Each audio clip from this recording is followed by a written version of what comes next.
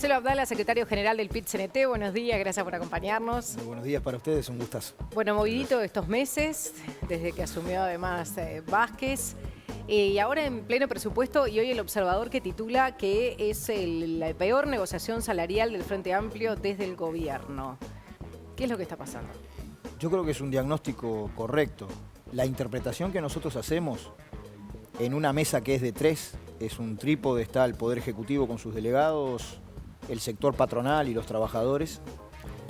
El Poder Ejecutivo ubicó criterios para esa negociación tan rígidos y restrictivos que la impresión que tenemos nosotros es que las patronales recostadas a esos criterios no están negociando absolutamente nada a la espera de que se concrete una votación en la expectativa de que el Poder Ejecutivo mantenga exactamente sus criterios. Repartió cartas el gobierno a la vista y las dejó ahí, no les dejó margen para negociar.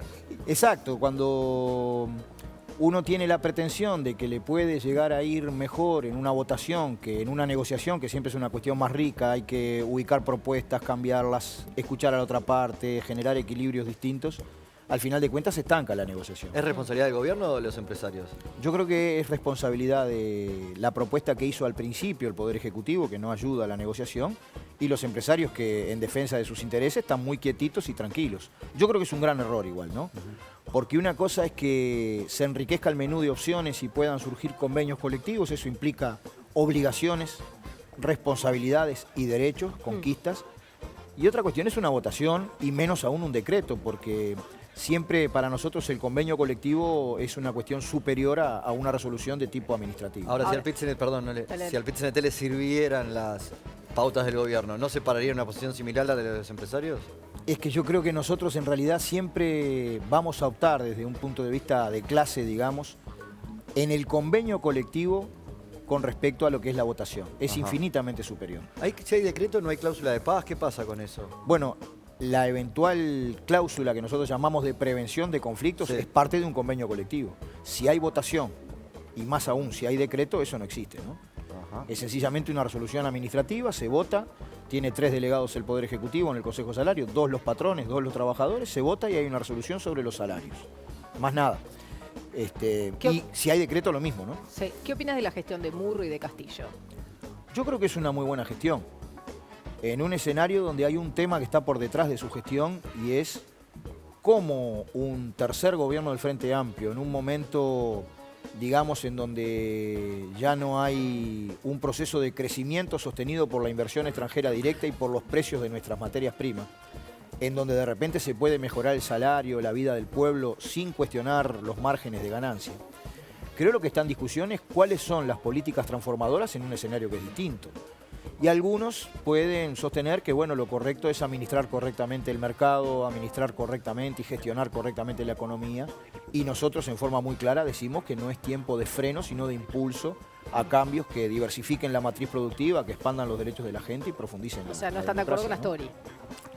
Nosotros no estamos de acuerdo con que se enlentezcan o se mediaticen políticas anticíclicas, digamos, ¿no? Cuando la economía se desacelera, lo importante es que haya una gran inversión del Estado, que mejore el trabajo y los salarios, de modo que eso permita mover los distintos engranajes de la economía, que son los que dan el trabajo de la gente, ¿no? Sí, igual cuando Story dice que no estamos en crisis, que no hay recesión, un poco también apoya el discurso que están diciendo ustedes, ¿no? Que no es Ahora ese sí. asustar a la gente. Ahora sí, pero al principio se dieron, me parece a mí en forma exagerada, algunas señales de Ante la hiperprudencia. arena, por ejemplo, y otros, ¿no? Y seguro, ¿y qué es lo que sucede para los agentes económicos? Cuando desde arriba se dan esos discursos, bueno, después abajo se ajusta, se envía a la gente al seguro de paro, se recorta, ¿no? El que tiene que invertir no invierte, eso no son señales buenas. Pero para hacer políticas anticíclicas, ¿no hay que hacerlas también en la parte alta del ciclo, cuando no se dejó de invertir, la inversión pública siguió, se generaron muchos empleos por ese lado, pero en los momentos, digamos, de crecimiento de la economía, no es que se estaba preparando ahorros para este momento? Bueno, lo que pasa que nosotros, yo quiero ser muy claro en esto porque hay una polémica muy grande sobre el rol de nuestras empresas públicas. Veníamos de décadas de desinversión, es decir, las empresas se habían descapitalizado, no habían invertido nada, apenas habían hecho el mantenimiento de lo capital. No, también, yo recuerdo una inversión relativamente importante que hubo en ANCAP, fue en el año 2001, que fue una ampliación de la refinería, que luego se decidió detenerla.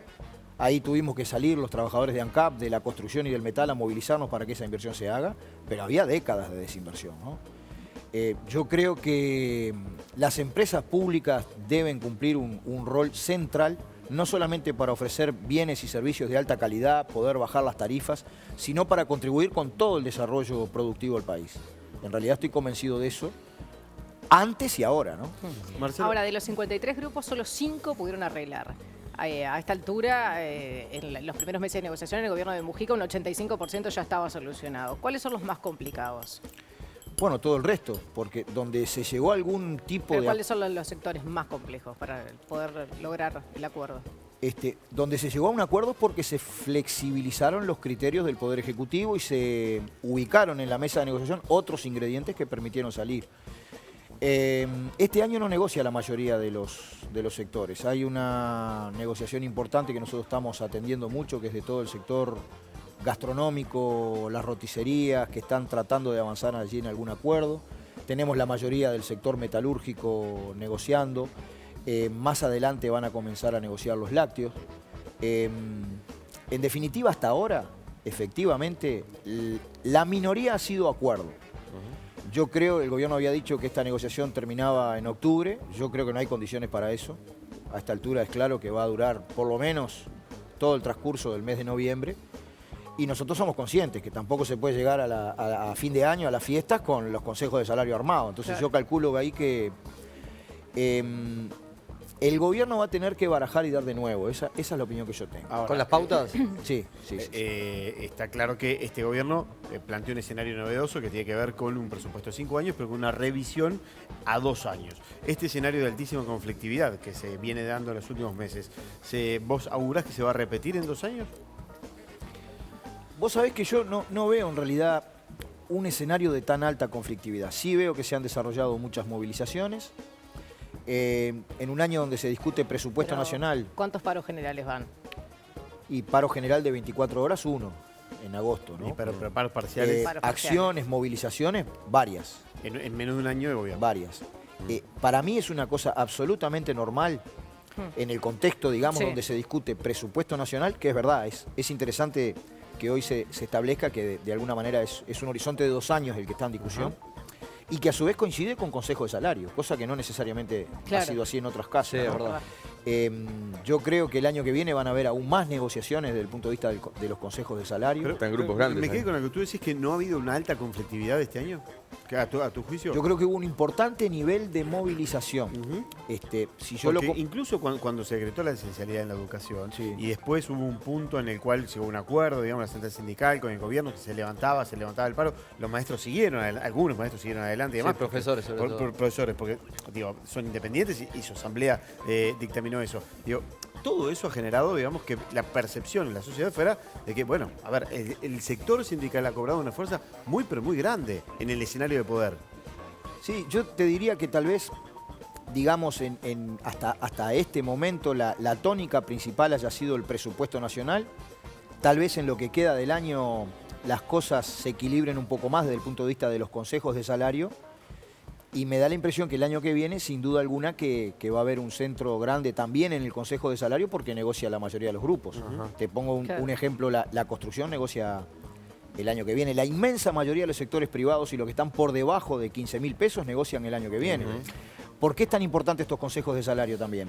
No es solamente por los que estamos negociando activamente, sino porque también las formas que se construyan como salida van a repercutir el año que viene, sin duda. ¿Y hay algunos de los elementos, herramientas o tácticas, como le dicen ustedes, a la estrategia de combate que pueden haber tenido cierto desgaste? Ayer se conoció una encuesta de Factum, creo que tenemos por allí la plancha para mostrarla, que señala al PIT-CNT a los sindicatos, entre muchas instituciones como los que aparecen más bajo en la confianza de la ciudadanía y además con una caída con respecto a lo que era antes, ¿verdad? Por debajo de los empresarios, por debajo de los partidos políticos, por debajo del Parlamento, por debajo de los bancos, de la policía. Es fuerte que el más del Poder confiado sea Judicial. los bancos, ¿no? Y Es después la como policía. llamativo, ¿no? ¿Cómo eso me lo interesa, ¿sabes por qué? Por un tuit de Richard Reed, que dijo, deberíamos reflexionar sobre estas cosas.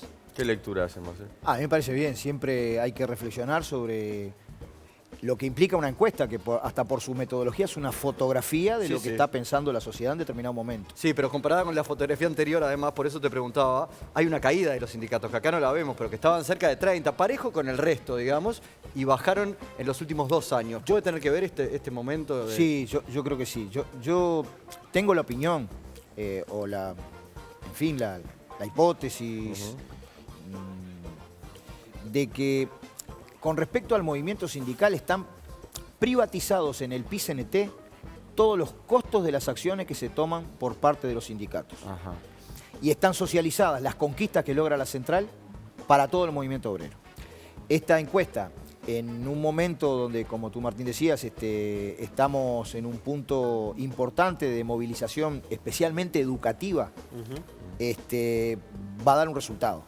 Tal vez en otro momento puede llegar a dar otro, porque también nosotros también miramos los problemas como, no solamente como trabajadores, sino también como padres, como usuarios del sistema educativo, y hay conflictos que, digamos, tienen un impacto mucho más directo en la vida de la gente. Sí, en la opinión pública. La industria metalúrgica tuvo un mes de huelga y, más allá del conflicto obrero-patronal, la gente no se perjudicó, digamos, especialmente por esa huelga. Sin embargo, en otros sectores, como podría ser el transporte colectivo o la educación, la cosa es diferente. ¿Hay que pensar más en la gente? Nosotros siempre. Porque en definitiva, cuando el movimiento sindical levanta un sistema de reivindicaciones y un programa, lo hace en el margen, digamos, de acierto y desacierto. No digo que tengamos la verdad revelada, pero lo hace en función de un programa que defiende las grandes mayorías. Lo que sí nos parece que es importante es recrear una vieja táctica del movimiento obrero de que siempre y en todo momento las reivindicaciones y las acciones que levanta el movimiento sindical busquen de múltiples formas ganarse la simpatía del pueblo. Ajá. Porque si no tienen la simpatía del pueblo, vos podés conquistar reivindicaciones económicas, pero quedás mal parado en la sociedad, ¿no? Muy bien, Marcelo Autala, muchísimas gracias por acompañarnos. Arriba. Muchas gracias, buen día. Pasan 55 minutos de las 8 de la mañana, hacemos